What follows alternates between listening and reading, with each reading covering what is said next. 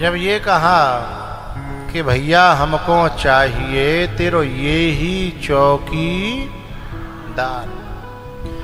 सोई राजा बलि की आंखें फटी रह गई। बोले बहन जे चौकीदार ऐसो वैसो ना है, ये चौकीदार बहुत महंगो है। बड़ी प्यारी बात कही है कि बलि ने, ध्यान से सुनना।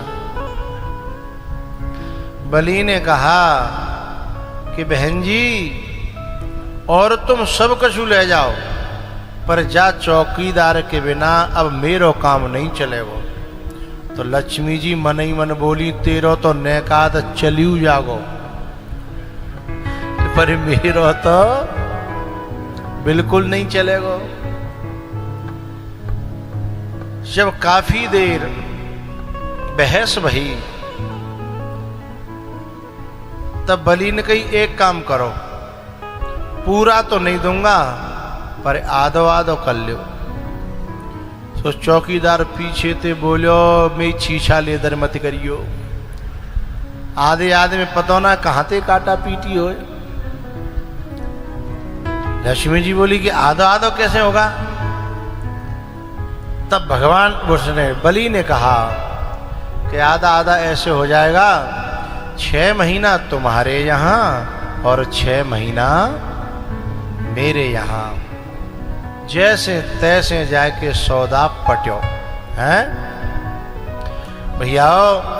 उसके बाद में 9वें स्कंध में सूर्य वंश की चर्चा है, जिसमें बड़े बड़े प्रतापी और धर्मात्मा राजा भये अम्बरीश, मानधाता, सगर, अंशुमान, दिलीप, भगीरथ, खटवांग, दीर्घबाहु, रघु, अज, दशरथ और दशरथ जी के फिर 4 बेटा भये, जिनमें सबसे बड़े थे बोलो रामचंद्र भगवान की जय। भागवत की कथा में राम जी का बहुत संक्षिप्त वर्णन है, 2.5 अध्याय में मात्र। इसलिए चारों भाई पढ़ के आए तो विश्वामित्र जी ले गए। आज शाम को मुझे कन्हैया का जन्म करना है।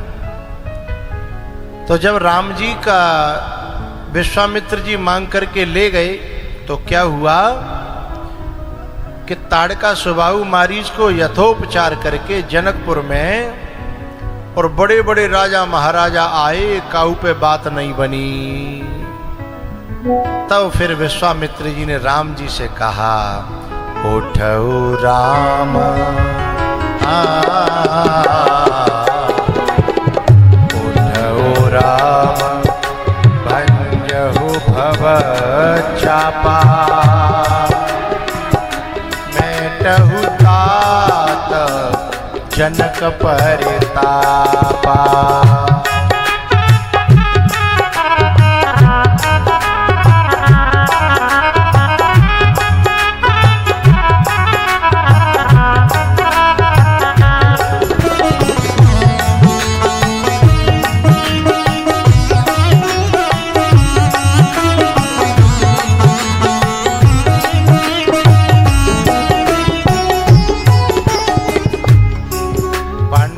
मोबाइल का प्रयोग वर्जित है, कानों का प्रयोग अनिवार्य है, आंखों का प्रयोग अनिवार्य है, और मोबाइल का प्रयोग वर्जित है। दिल में भरिए, आंखों में भरिए, कानों में भरिए, कथा रस देगी। इन जड़ पदार्थों में मत भरिए, ये तुम्हें भटका देंगे।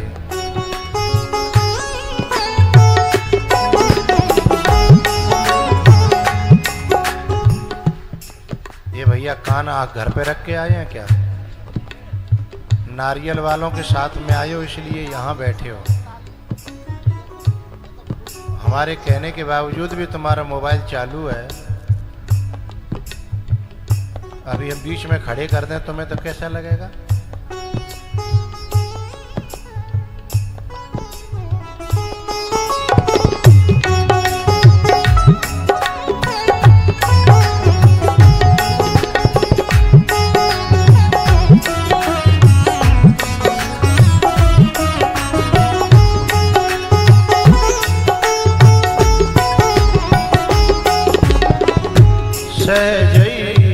चले सकल जग स्वामी।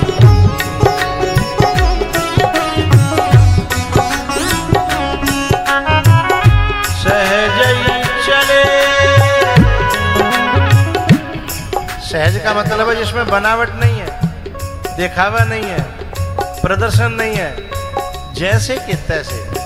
और जो राजा थे ना, लेकिन राम सहज ही चले सकल जग स्वामी।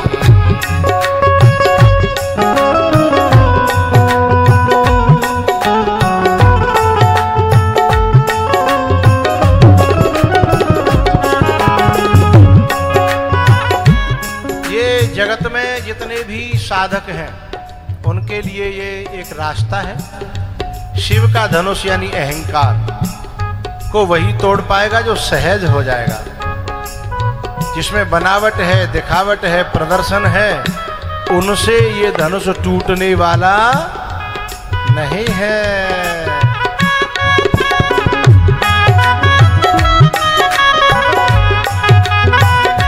गुरु ही प्रणाम मन ही मन कीन्हा, गुरु ही प्रणाम। भैया भोले बाबा से प्रार्थना करी, बाबा आपका धनुष है, आज्ञा हो तो तोड़ दूं। बोले तोड़ दो।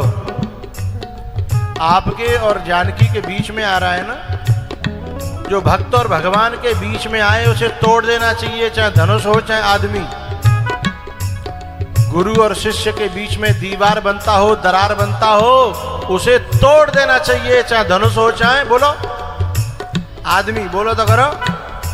पति पत्नी के बीच में दरार बनता हो, दीवार बनता हो, उसे तोड़ देना चाहिए, चाहे धनुष हो चाहे आदमी। जो भैया भैया के बीच में दरार डाले, दीवार बने, खाई खोदे, उसे तोड़ देना चाहिए, चाहे धनुष हो चाहे। आवाज क्यों नहीं आ रही? धनुष हो चाहे। तुम्हारा नाम ना ले रहा हूं, इनको नाम ले रहा हूं, पर तुम तो जोरते तो बोलो। तुम्हारा नाम आवे तब मत बोलियो है। गुरु और शिष्य के बीच में यदि आड़े आता हो, दीवार बने या दरार बने या खाई खोदे, उसे तोड़ देना चाहिए, चाहे धनुष हो चाहे आदमी। इसलिए भोले बाबा कहते हैं तोड़ दो।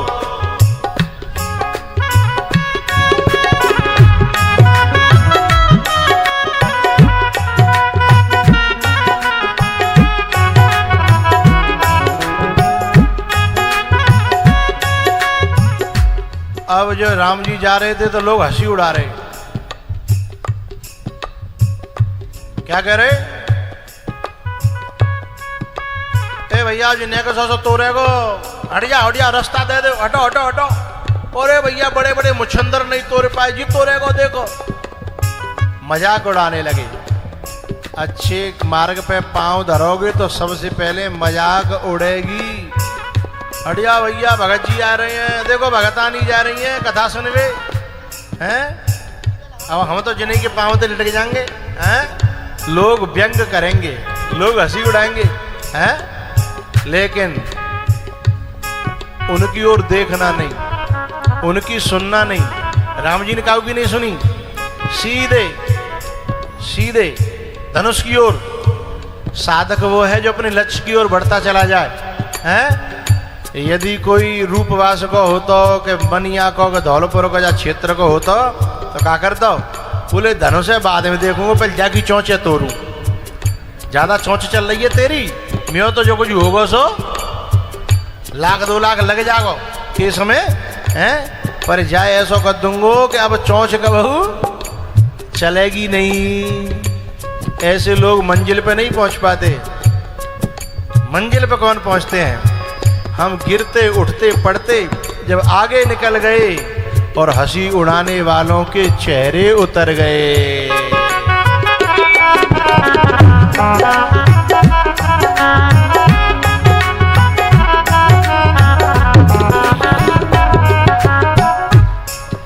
विश्व कप था क्रिकेट का, हमारे देश की टीम जा रही थी विदेश खेलने के लिए।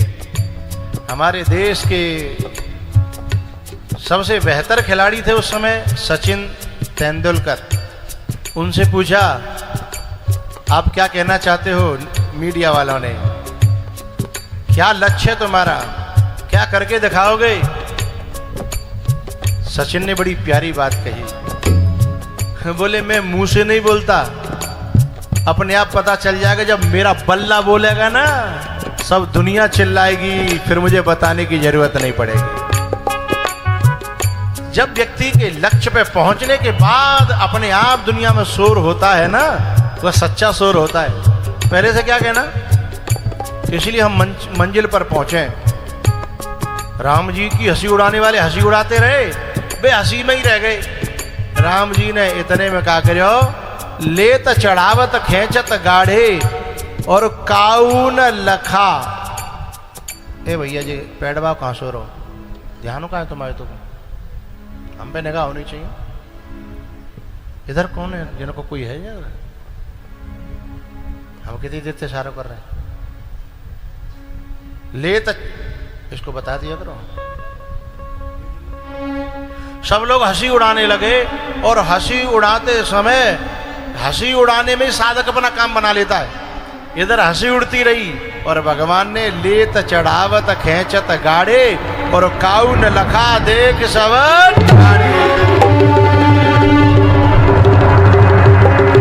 जोरदार तालियां।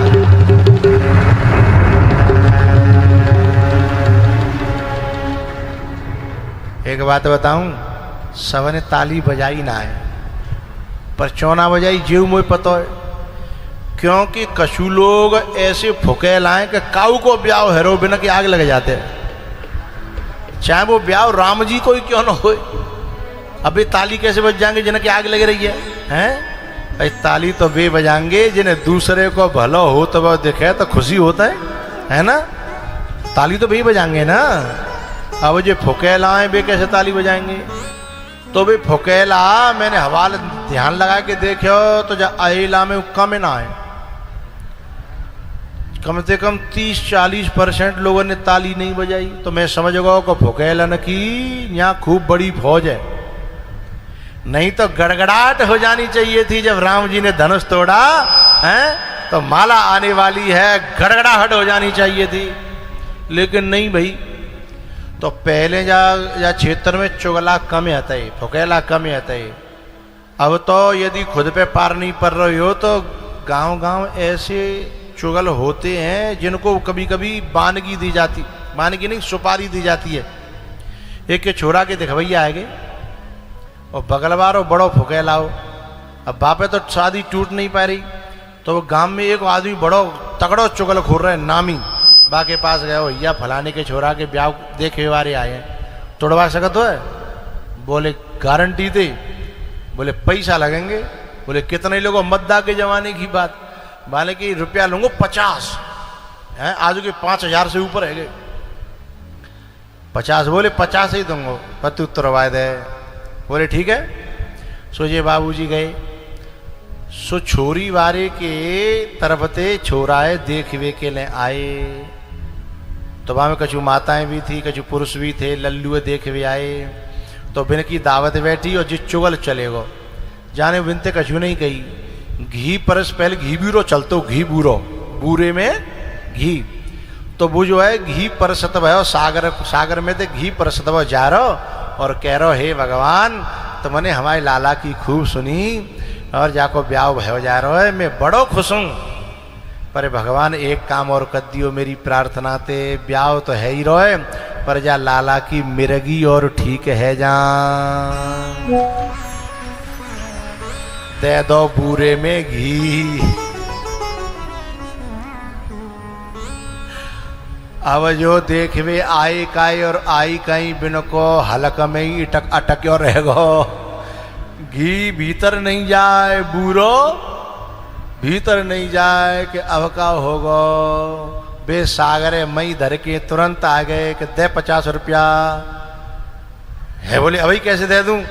बोले गारंटी है, चाहे धरती इधर से उधर हो जाए है, पर जे पार्टी या छोरा को ब्याह नहीं कर सकत है। थोड़ी देर बाद और जारू तुरंत वे अपना स्वामी डांट डाले कंधा पे निकलने लगे। तो फिर बाइक पक्को करवे के लिए मान की चौ साहब पक्को कर आए है, बोले भाई छोरा मेरे की आमत है, हम आप छोरी ऐसे में डालेंगे। तो ऐसे कहते हुए निकलेंगे सुबह 50 रुपया नगद ले ले हैं। तो ऐसे लोग काय को ताली बजाएंगे भैया जिन्हें सुहाता ही है। जो काहू की सुनहि बड़ाई, श्वास ले ही जनो झूठी आई। ऊंच निवास नीच कर तूती, देख न सकहि पराई विभूति। ही देखी न सकहि पराई विभूति। सीता जी को माला लेकर के आते हुए देखा राम जी ने। सीता जी सामने आ गई, लेकिन माला सीता जी ने देख लिया कि वहां तक पहुंचेगी नहीं, तो माला हाथ ऊपर उठाए ही नहीं।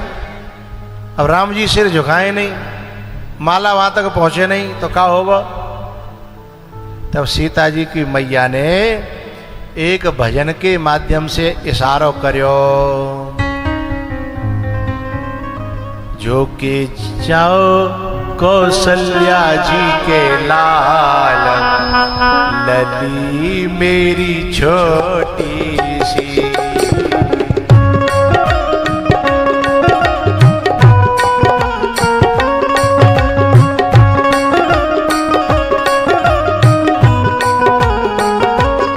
जो कि जाओ कौशल्या जी के लाल, लली मेरी छोटी सी।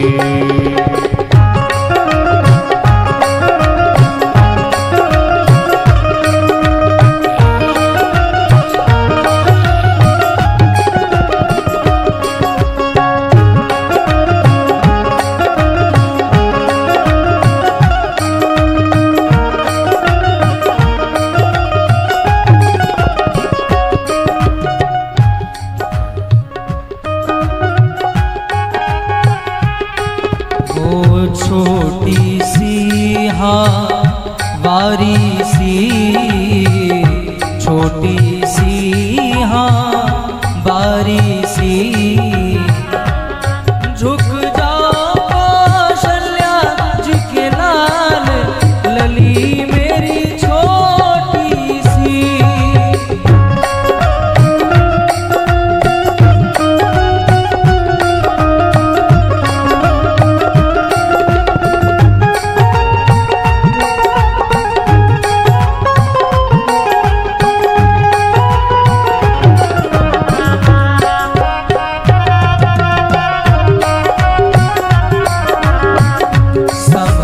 लखन दोन की करुणा। क्या हुआ जब कैसे प्रार्थना करवे तो बात नहीं बनी। सीता जी ने लक्ष्मण जी से कहा तुम तो शेष नाग हो। बोले 100%। बोले धरती तुम्हारी फन पे टिकी है मैंने सुनी है। बोले बिल्कुल 100%। एक काम करो, हमारी तरफ से धरती है न को ऊंची करो और भगवान की तरफ से। लक्ष्मण जी बोले ऊंची नीची तो चाहे जितनी कर दें, पर एक प्रार्थना है, एक समस्या है, आपस में बात मत करो। बोले कि समस्या है। बोले कहा एक ही धरती पे हैं,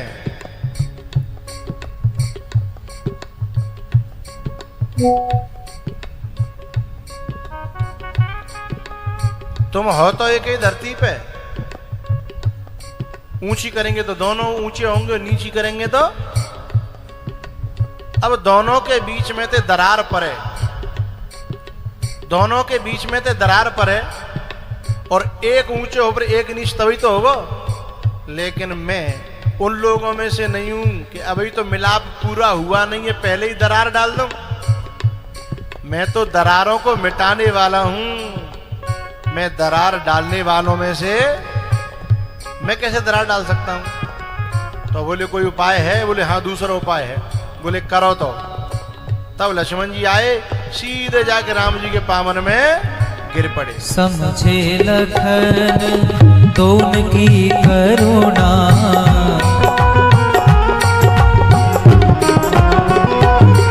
हो गिरे जाए रघुवर के चरना।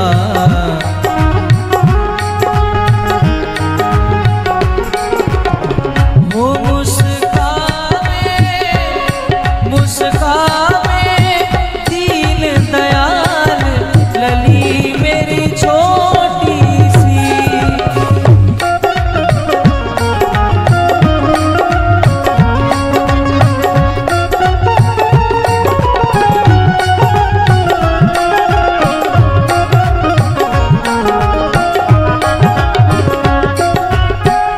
लक्ष्मण चरण पकड़ने लागे,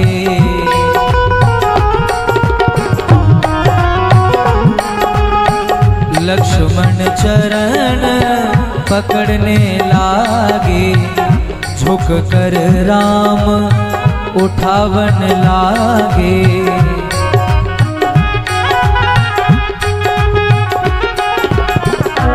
सीता ने डाल दी माल लली मेरी छोटी सी। झुक जाओ कौशल्या जी के लाल लली मेरी छोटी सी।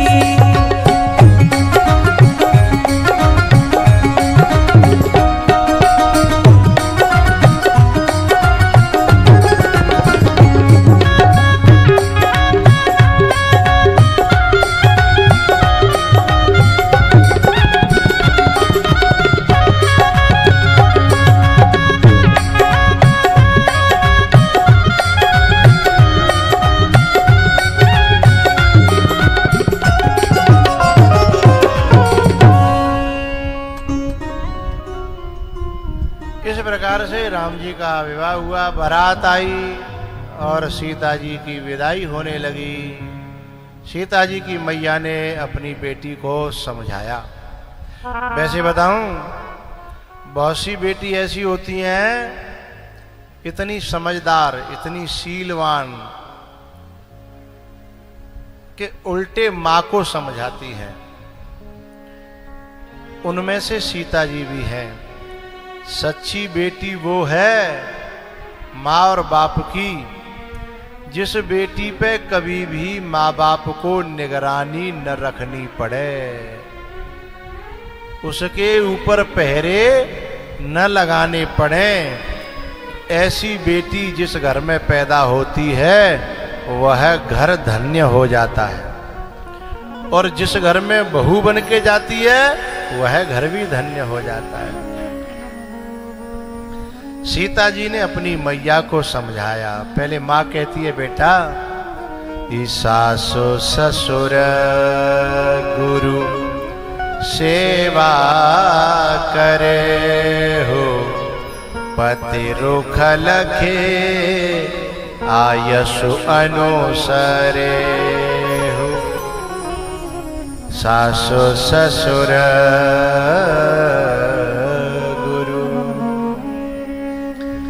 सीता जी कहती है, माँ आपकी आज्ञा का पूरा पालन होगा। एक बात और है बेटा, इस तरीके से रहना कि कभी तेरी शिकायत ना आवे, क्योंकि जब भी कभी बेटी कुछ गलत करती है तो उसका नाम बाद में आता है, माँ का नाम पहले आता है। वैसे एक बात बताऊं, इस युग में मेरी प्रार्थना है, आज की औलाद 60% 70% माँ के बस में नहीं है।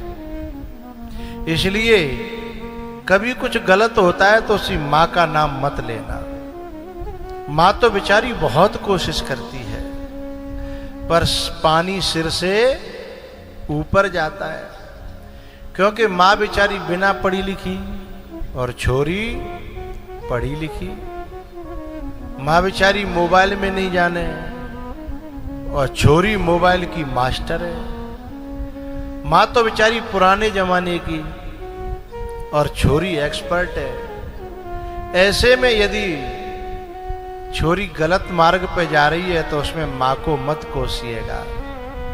आजकल माँ का दोष नहीं है, क्योंकि हाथ से बाहर चला गया जो कल्चर है।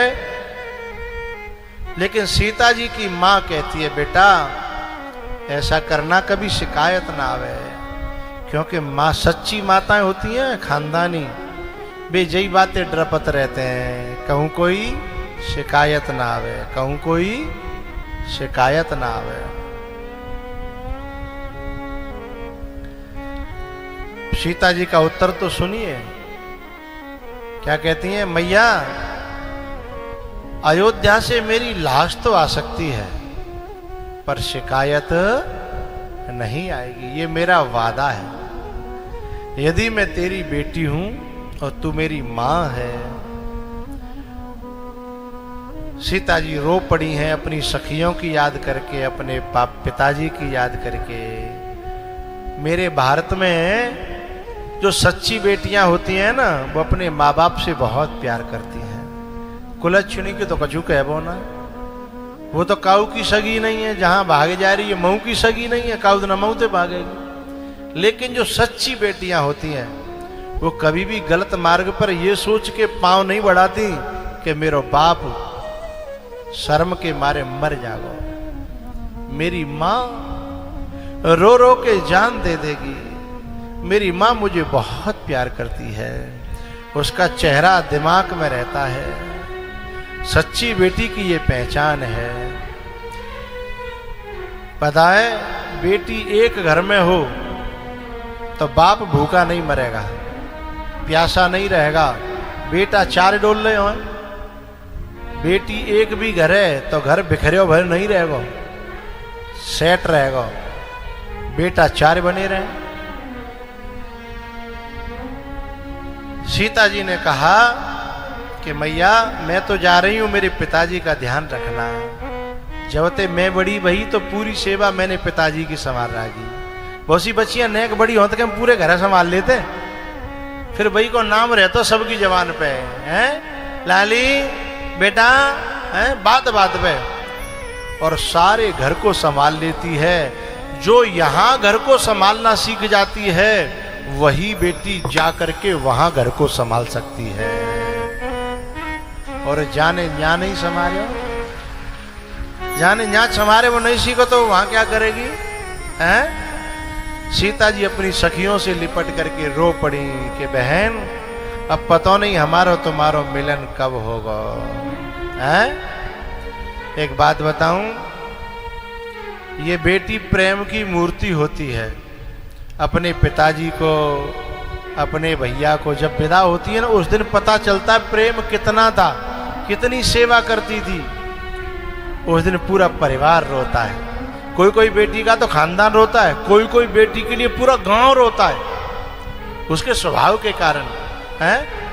लेकिन वह बाप भी रो जाता है जो अपने बाप के मरे पे ना रोयो, और तो और वो भैया भी रो जाता है जो दिन और रात लड़ता था। जब वो अपने कंधे पे डाल करके जब डोली में बिठाता है और उसके कपड़े पकड़ करके रोने लगती है, पांव पटपटाने लगती है, भैया भैया भैया कह करके रोने लगती है, तब वो भी रो जाता है जो रोज लड़ता था कुत्ता बिल्ली की तरह। किसी ने कहा तू क्यों रोया रे? तब वो कहता है कि मेरी बहन जैसी कोई बहन नहीं है, मुझे इतना प्यार करती थी, खुद भूखी रहती पर हमें लड़ाई हो जाती तो शाम को बिना मोए खवाए खाती नहीं थी। लड़ाई में भी मेरे कपड़े सेट कर देती थी, लड़ाई में भी मेरा जो है होमवर्क करवाती थी। लड़ाई अपनी जगह, कई बार तो मुझे पापा से पिटने से इसने बचाया। गलती मेरी और ले लई अपने ऊपर, 20 बार में पिटने से बचाया और मोह तो जावात की याद दुख है रोए कि मोते लड़वे वारू अब कोई नहीं रहेगा।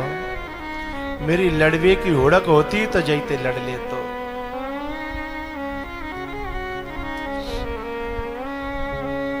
जो बाप कभी नहीं रोता ना, वो बेटी के जाने पर एक कोने में गिर पड़ता है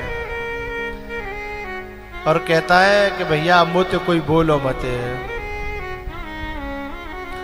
ये मैं गुड़िया, सीता जी कहती है माँ तेरे आंगन की मैं गुड़िया।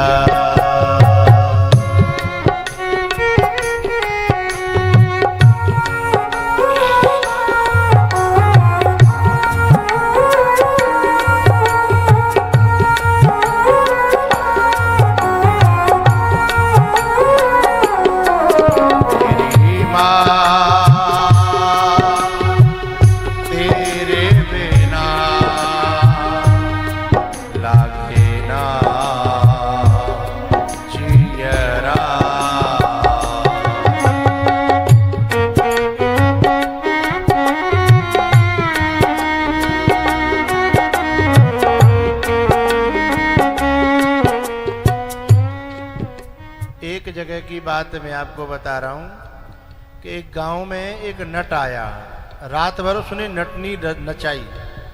सवेरे बाय जी नींद के झोंका आवन लगे तो गड़बड़ होने लगी।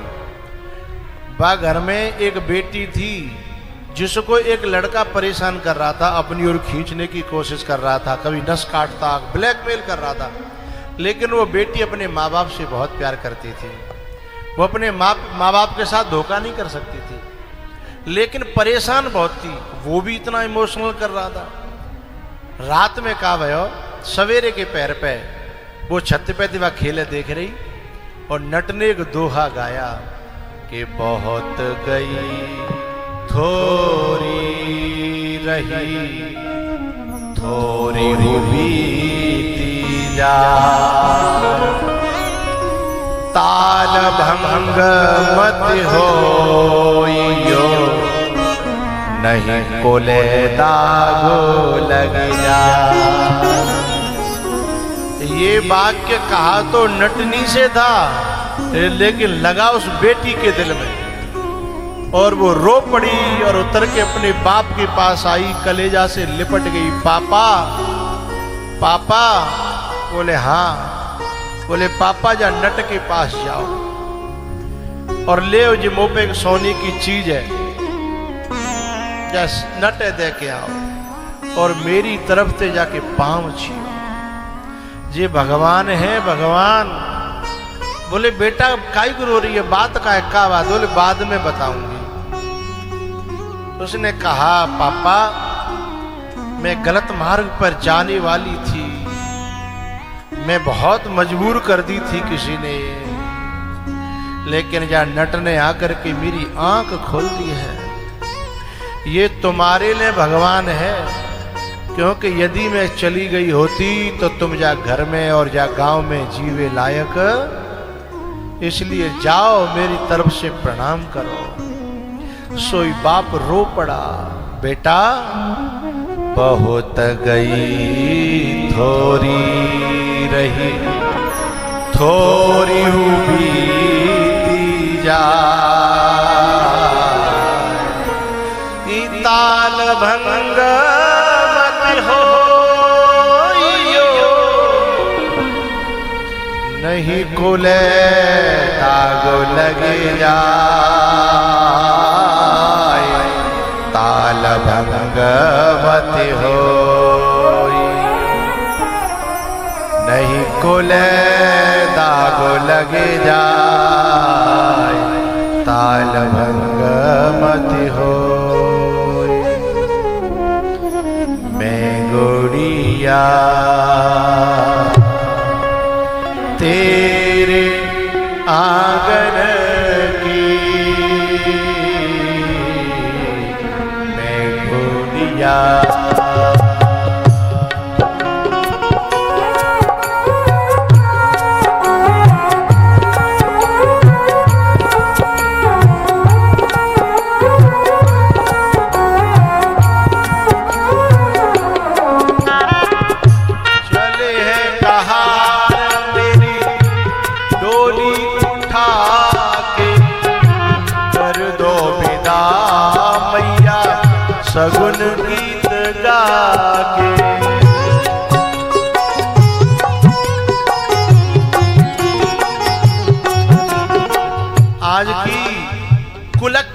औलाद क्या कहती है, मेरा बाप मेरी खुशी ना देख रहा तो मैं बाप के बारे में क्यों सोचूं, मेरी माँ मेरी खुशी ना देख रही तो मैं माँ के बारे में क्यों सोचूं। अरे कुलक्षणे नेक आंखें ने खोल के देखो, जो बाप मेड़ मेड़ पे ते घास खोद के ला रहा है और नेक नेक दूध बेच के पैसा जोड़ रहा है कि मेरी बेटी सुख में चले जाए, और तू जो कह रही है कि मेरा बाप मेरी खुशी ना देख रहा। अरे तेरी शादी में सबसे महंगे कपड़े छोरी पे होते हैं और सबसे फटे फटाए कपड़ा बाप पे होते हैं। कोई भी एल्बम देख लेना शादी की, जब बाप पे देखोगे पनैया फटी हुई, कुर्ता फट्यो है, कपड़ा बाके सबते बेकार हैं, और भाई बाप ने सबसे महंगा बिल दिया है कपड़ों का, और वो बेटी कह रही है कि मेरा बाप मेरी खुशी ना देख रहा। जा कुलक्षणेपन की बुद्धि है छोड़ के नेक नेक सही बुद्धि से निर्णय करो। मैंने ऐसे ऐसे बाप देखे, ऐसे ऐसी माँ देखी है कि नेक बेटी बड़ी होने लगे तो अपने शौक खत्म कर देती हैं कि अब मैं क्या करूंगी, नेक जोड़ लूंगी तो बेटी अच्छी घरों चली जाएगी, अब मुझे शौक ना करना, बेटी बड़ी है रही है, हैं? उन बेटियों से मैं कहना चाहता हूं, उन बच्चों से कहना चाहता हूं, हमारे माँ बाप हमारे सुख के लिए जी रहे हैं, नेक आंखें खोल के देखवे की अकल तो होए।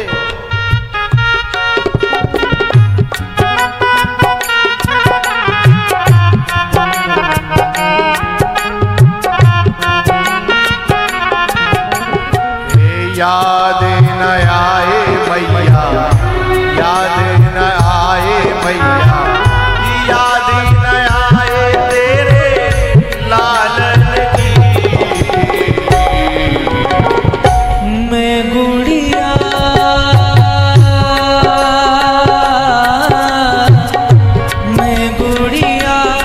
तेरे आंगन की, मैं गुड़िया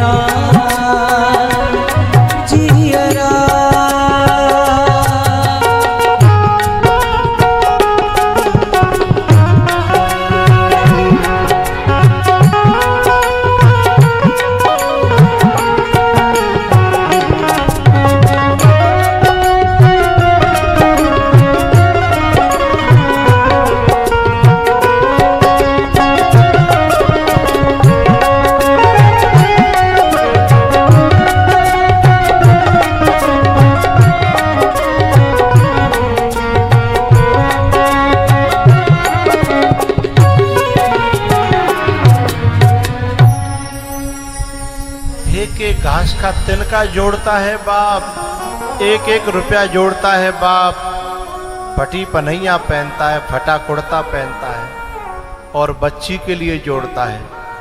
ऐसे माँ बाप को धोखा दे करके जो औलाद चली जाती है उसे कृतघ्न कहते हैं, उसे एहसान फरामोश कहते हैं। और ऐसी औलाद को चाहे लड़की हो चाहे लड़का हो परमात्मा के यहाँ कभी क्षमा का कॉलम नहीं है, उसे बहुत बड़ा दंड भोगना पड़ता है। सीता जी सबसे मिलकर के विदा हुई हैं।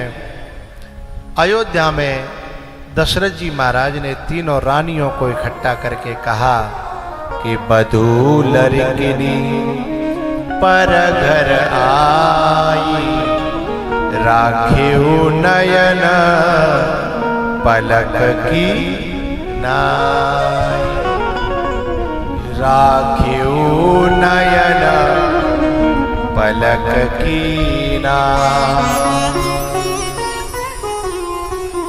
कुछ दिन ठीक ठाक रहा, उसके बाद जो है इनका वनवास हो गया। भगवान राम तमसा नदी के किनारे सबको छोड़ करके चले गए। केवट से मिलते हुए, भरद्वाज जी से मिलते हुए चित्रकूट पहुंचे हैं।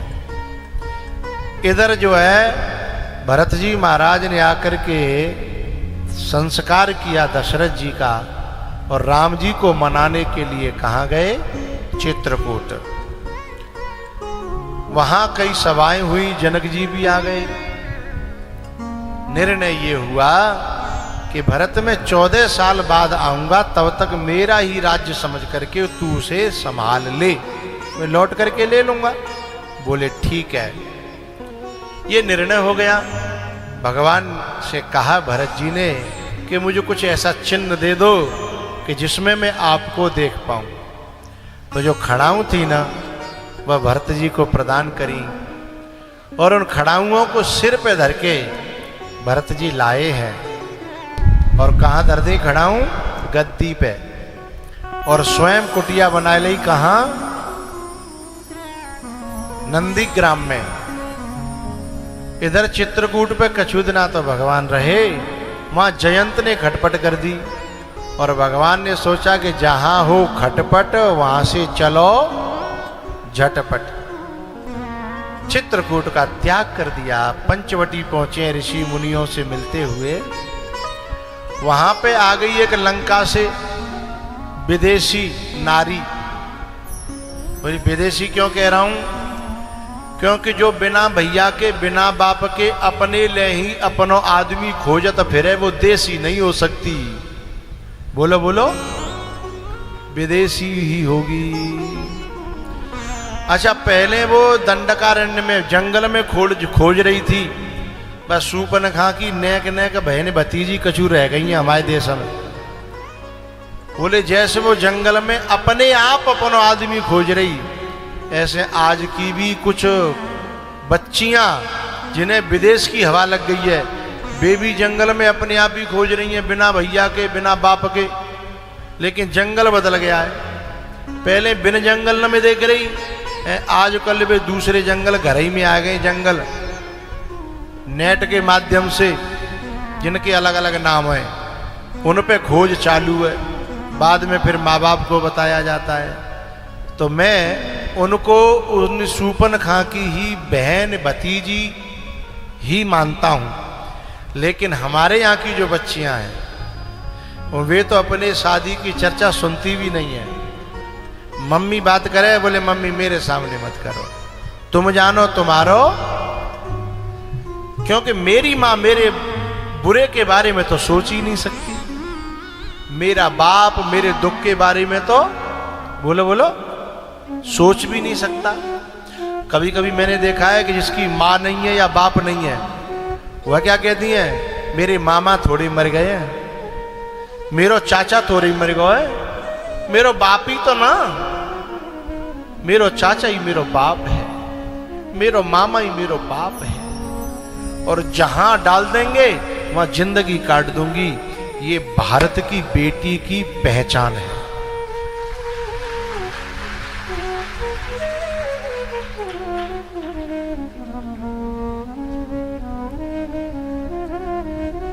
मेरे भारत की बेटी तो ये चर्चा भी नहीं सुनती है। बोले तुम जानो मम्मी, तुम जानो पापा।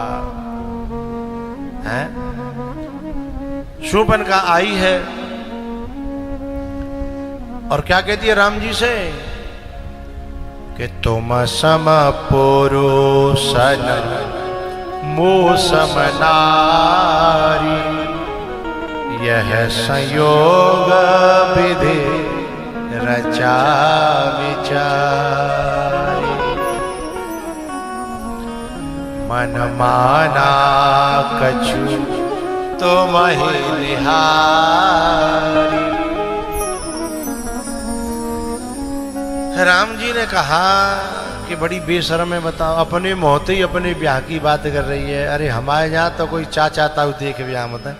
अच्छा चाचा ताऊ और ये तो अब देखने लगे, पहले तो पंडित जी अपने आप को तय कर मत, कहते लाला तेरी चोरी को ब्याह में पक्को कर हो। कितना बड़ा विश्वास था। और पहले के संबंध अभी तक चल रहे हैं, और अभी के देखे हारे खुद के संबंध अभी हैं। कोई साल 2 साल 4 साल 6 साल, बाकी बाद फाइलों में बंद है, कोर्ट में डोल रहे हैं। तो पहले का जो विश्वास था, क्योंकि रिश्ते विश्वास से चलते हैं, ये रिश्ते प्रेम से चलते हैं, रिश्ते बुद्धि से नहीं चलते। तुम सम पुरुषन मोह सम नारी, यह संयोग विधि रचा विचारी। यह संयोग विधि। राम के पास गई, फिर लक्ष्मण जी के, फिर राम के, फिर लक्ष्मण जी बोले भगवान आदेश का है, तुम भेज तो रहे हो, पर एक बात तो बताओ कर्णों का है। राम जी इशारे में कह रहे कर्णों का जुना नकटी है, डोलंद है, ये नकटी है, नकटे खानदान की मालूम पड़ रही है। तो इशारा करो राम जी नाक की तरफ, नकटी है, बोल तो सकत नहीं है सूपन खा के मारे, इशारा करो नकटी है। लक्ष्मण जी तो एडवांस है, मैंने न्यो नहीं समझी कि नकटी है, मैंने समझी कि न्यो कह रहे प्रभु का नकटी कद है। बे तो हाफ किक स्टार्ट है, सेल पे स्टार्ट है, इतनी देर में तो साहब सुपड़ा साफ कर दो।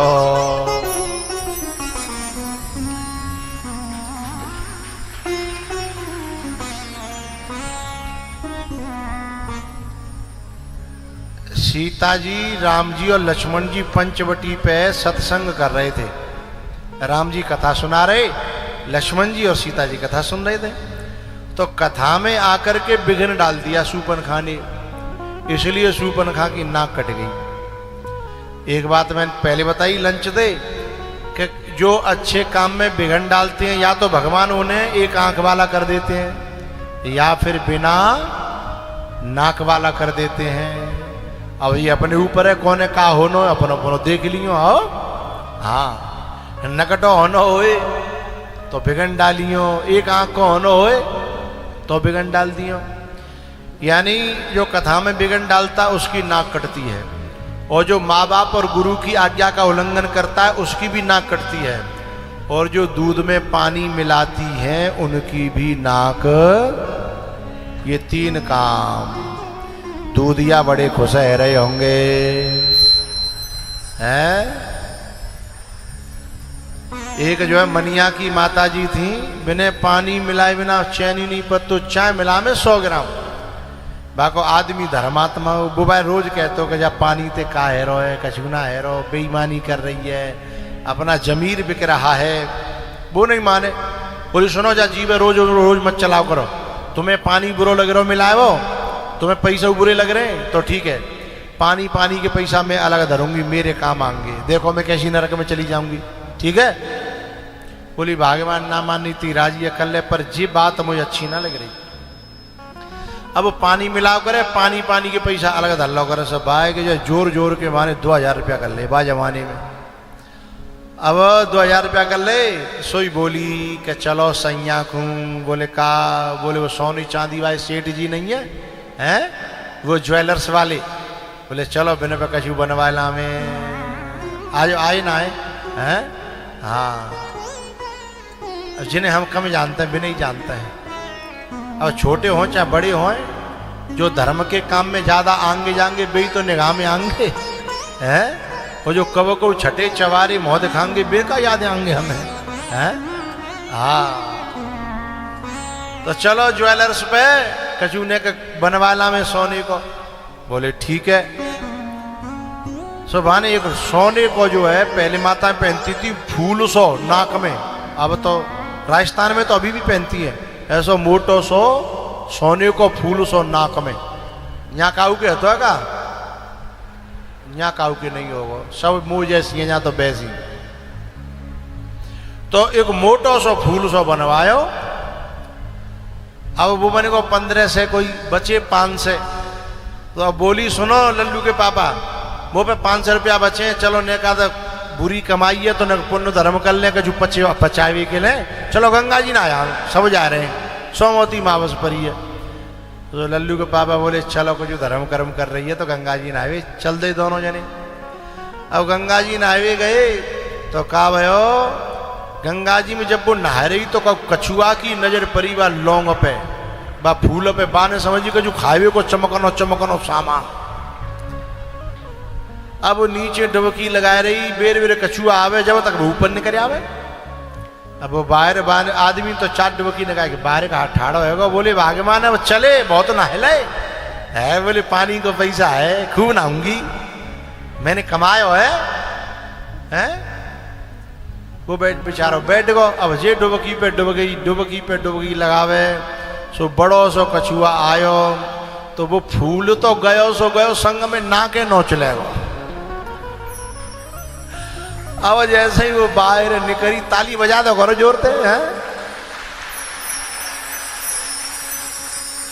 अब बाहर निकली हाथ बांध डालो तो न फूल और न ना। अब रोए परी, बोले जिका भयो जिका भयो जिका भयो। तब वो आदमी बोलो मैं तो ते पहले ही कही कि पानी को पैसा पानी में और नाक गई बेई है। पानी को पैसा पानी में और नाक गई बेईमानी में। तू मानते नहीं यदि तो ऐसे ही सूपन खाने बिघन डारियो कथा में, सोई नाक कट गई। पहुंची है जाकर के लंका, रावण को भड़का दिया। जहां मैं एक छोटी सी बात और कहता हूं मैं, चौकीदार ने पहले ही जाके रावण से कही, महाराज महाराज तुम्हारी बहन जी आ रही हैं। बोले बहन जी आ रही तो कहा तूफान आ रहा है? बोले तूफान ही समझो, जब काऊ की बहन कहते कुरूप है कि आ रही होए तो भैया पे जलेगी नहीं, तो तूफान ही तो समझो, रट्टो ही तो होगो, झगड़ो ही तो होगो, बचे बचे तूफान है। बोले बात का है खुल के कह? बोले खुल के नहीं कह पाऊंगो, बात कजू ऐसी है। बोले तो हेर फेरते कह दे। बोले तुम्हारी बहन जी की सोने चांदी की चीज हमेशा के लिए डिबिया में धरे गई। बोले डिबिया में धरे के पहरे तो जाते काले नो देनो। बोले नहीं नहीं, मेरे कहवे को मतलब यह है कि तुम्हारी बहन जी को अब कभी जुकाम नहीं होगो। इतनी देर में बहन जी आ गई और रावण भड़क गया, सीता जी की चोरी करके ले गया। राम जी ने फिर जो है ढूंढते ढूंढते बाली का वध करके सुग्रीव से मित्रता करके सीता जी की खोज की। समुद्र पर पुल बना करके इस पार आए और फिर लड़ाई हुई। और पहले कुंभकर्ण मर्यो, फिर मेघनाथ मर्यो, फिर मेघनाथ के पापा जी आए, उनको भी जो 31 बाणों से मार दिया। मंदोदरी रोने के लिए आई तो एक घोधुआ गीदड़ रावण के सिर को खचेर करके ले जा रहा था, जिस सिर को वो किसी के सामने झुकाता नहीं था। आज वाय घोधुआ, आज वाय कुत्ता, आज वाय गीदड़ो कैसे ले जा रहे है? खचेर के। आज मंदोदरी कहती है कि ये वही खोपड़ी है जो इतनी अहंकार से फटी पड़ती थी कि कैसे झुका दूं। रो करके मंदोदरी कहती है कि नहीं शूल चुभते आज ये तुम्हारे, जो कांटे किसी के चुभाए न होते। नहीं आज जलती सोने सी लंका, नहीं आज जलती सोने सी लंका, झोंपड़े किसी के जलाए न होते। नहीं आज जलती ये कंचन सी काया, झोंपड़े किसी के जलाए न होते। तुम्हारे भी कुल का दीपक न बुझता, दीपक किसी के बुझाए न होते। वजह आज हंसने के सभी जीव रोते, जो रो कर के पहले सताए न होते।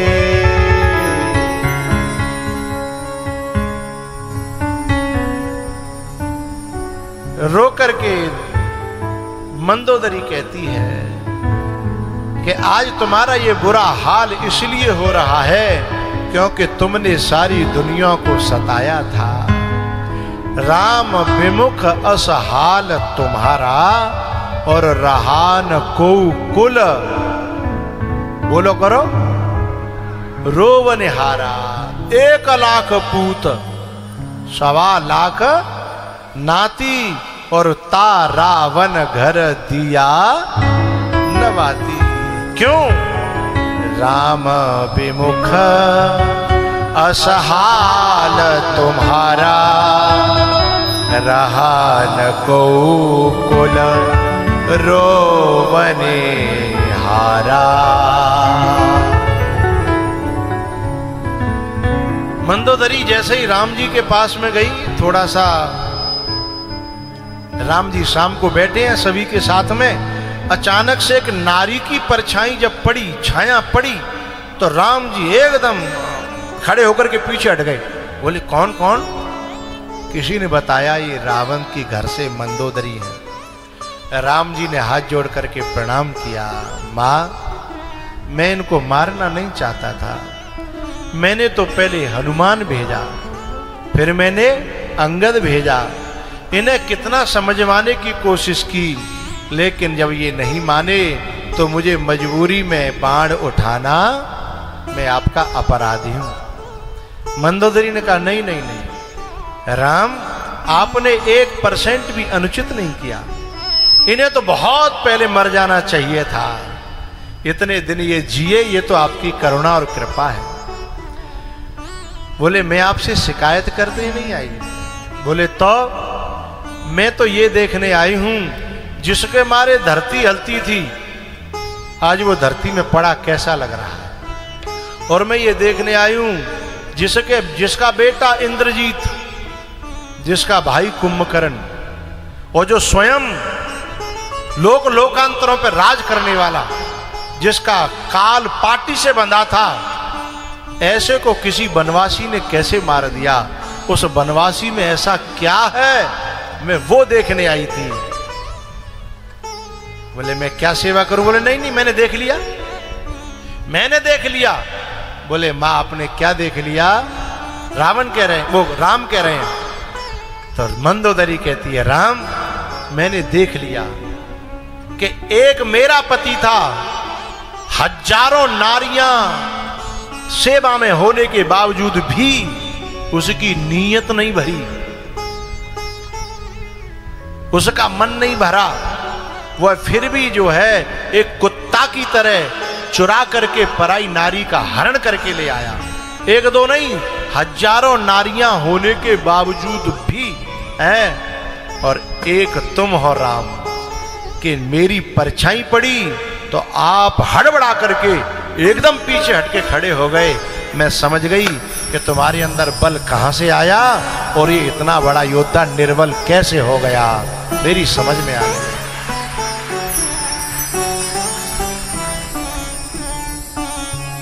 मंदोदरी ने बड़ी प्यारी बात कही, हे राम, जिसका जमीर मर जाता है वो आदमी तो उसी दिन मर जाता है।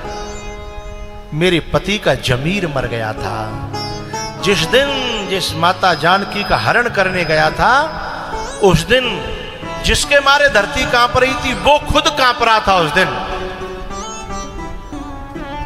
जाके डर सुर असुर डिराहि, निश न नींद दिन अन्न न खाई।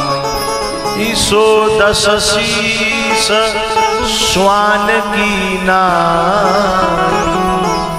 शेरों का भी शेर, शेरों का भी शेर, बबर शेरों का भी बबर शेर जब कुत्ता बन गया पंचवटी पर, मैं उसी दिन समझ गई कि अब ये जीने वाला, और कुत्तों में भी अच्छी क्वालिटी का नहीं। कैसा कुत्ता? बढ़िया है, अच्छी क्वालिटी का कुत्ता।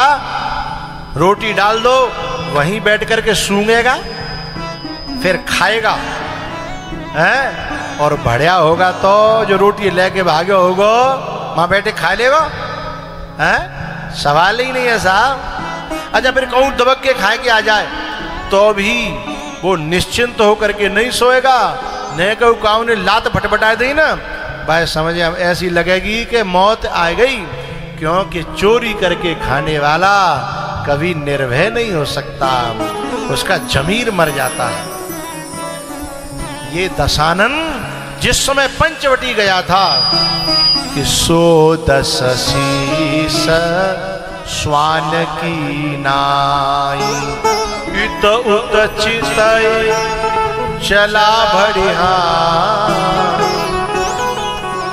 एक बार राम जी ने भी इधर उधर देखा था और एक बार रावण ने भी इधर उधर देखा था। इत उत चितय, जब राम जी, ये तो पंचवटी में आया रावण, और राम जी जनकपुर में गए और पुष्प वाटिका में गए अपने गुरुजी के लिए फूल लेने के लिए, पूजा के लिए। तो राम जी इधर उधर देखने लगे, फूल लेने हैं ना। किसी ने कहा कि राम जी को भी इधर उधर देखने की क्या जरूरत है, भाई साधारण कोई व्यक्ति हो तो इधर उधर देखे। तब तुलसीदास जी ने कहा साधारण व्यक्ति में और राम जी में यही तो अंतर है। साधारण व्यक्ति जब बगीचा के पास से गुजरता है और अमरूद चोरी करने का मन होता है तो इधर उधर देखता है इस भाव से कि कोई है तो नहीं, कोई है तो नहीं। लेकिन राम जी इधर उधर देख रहे हैं, ऐसे नहीं कि कोई है तो नहीं, कोई हो तो मिल जाए, उससे आज्ञा ले लें और फिर फूल लें। ये दोनों में अंतर है। राम इसीलिए तो राम है। तो वहां राम जी भी उधर उधर देख रहे हैं, लेकिन चोरी के भाव से नहीं, आज्ञा लेने के भाव से। और रावण भी इधर उधर देख रहा है पंचवटी में, लेकिन आज्ञा के भाव से नहीं, चोरी के भाव से।